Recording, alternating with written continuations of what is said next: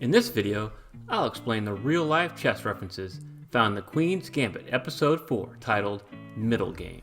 Do you want to know if the game we saw between Beth and Borgoff matched the book? Keep watching and I'll tell you that plus so much more. Greetings, friend. Timberlake here from Smart Hobbies, the channel that helps you transform a passing interest into a fun and enjoyable hobby. Today we are focusing on chess, and in particular the Netflix show The Queen's Gambit.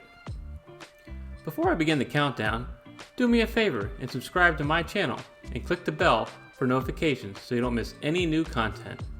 Now, let me help you separate the real from the imaginary chess world and explain the 5 super cool chess terms from the Queen's Gambit Episode 4. Number 5. Mating Net. Most of Episode 4 is set in Mexico City in 1966, where Beth is participating in her first international chess tournament. Her first game is against an international grandmaster from Brazil named Marenko. As Beth recounts the game to Mrs. Wheatley, she says that after 31 moves, she got his king into a mating net. A mating net is when your pieces work together to prevent the opposing king from escaping a mating attack.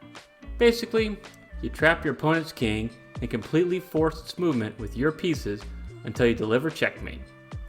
Most players will resign once they realize their king is caught in a mating net. Beth is implying to Mrs. Wheatley that the game was over after 31 moves because her opponent could not avoid checkmate. Number 4. Sealed Move. In her game against the young Georgy Girev, Beth becomes noticeably tired after the game has gone on for 5 hours.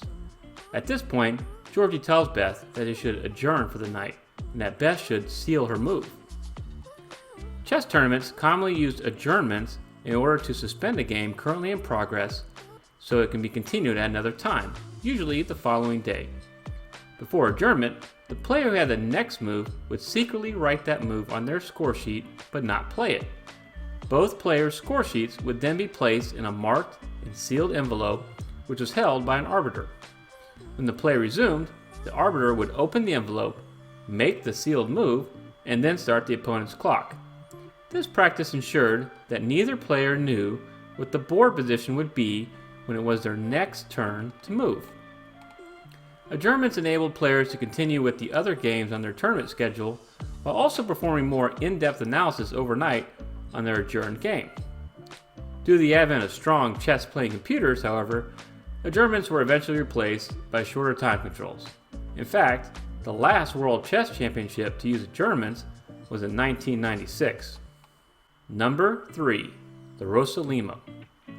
Beth does so well in the Mexico City tournament that she ends up playing against the world champion Borgoff on board 1. Beth opts to play a Sicilian, but Borgoff's third move was a surprise to her and the crowd. The announcer states, "The Rosalimo, a rare opening." The Rosalimo attack is a variation of the Sicilian defense named after international grandmaster Nicolas Rosalimo. The Rosalimo is when white brings a bishop to attack black's knight on move 3 of the Sicilian defense, with the intent of capturing the knight.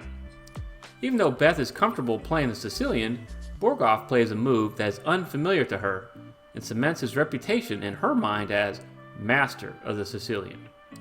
Beth is mentally thrown off by this move and is unable to recover, losing decisively. However, this is not what Beth or Borgoff played in the book. In the book, Beth is so intimidated by Borgoff's knowledge of the Sicilian that she opts to play the Ruy Lopez instead. Just like in the show, however, she gets overwhelmed by distractions trying to figure out what Borgoff is doing, and she ends up losing.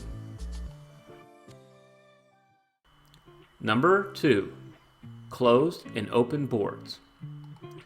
When Borgoff plays the Rosalimo attack, the announcer for the match states that Borgoff is signaling he's going to play the closed Sicilian and not the open.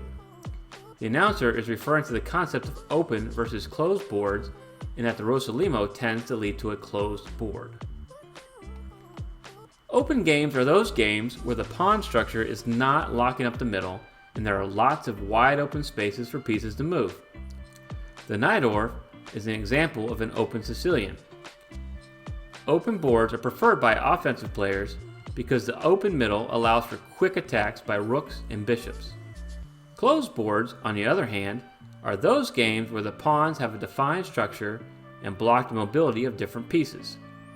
Defensive players like closed games more because the gameplay is much slower. Knights also become more valuable during a closed game.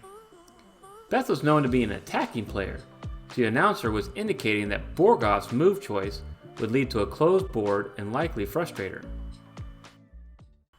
And number 1, Middlegame. Middlegame is not only the name of the middle episode of the series, but is also the term used to describe the most intriguing part of any particular chess game. Chess games are divided into 3 phases: the opening, the middle game, and the end game. The middle game begins when both players have completed the development of all or most of their pieces and the king has been brought to relative safety. While most opening moves have been tried and analyzed that even have specific names, the middle game is where grandmasters shift their focus to general strategic concepts and employ their most creative tactics. At this point in the series, Beth has already opened herself up to the international tournament scene, but is still refining her strategy to become the world's top player. So that's my list. I hope you learned something new and cool about chess in this video. Were there any references that I missed that should have made it on this list? Add those to the comments below. And while you are at it, like and subscribe to Smart Hobbies, and share this link with someone else you think would enjoy it. I also recommend you check out these other videos from my channel. Thank you so much for watching.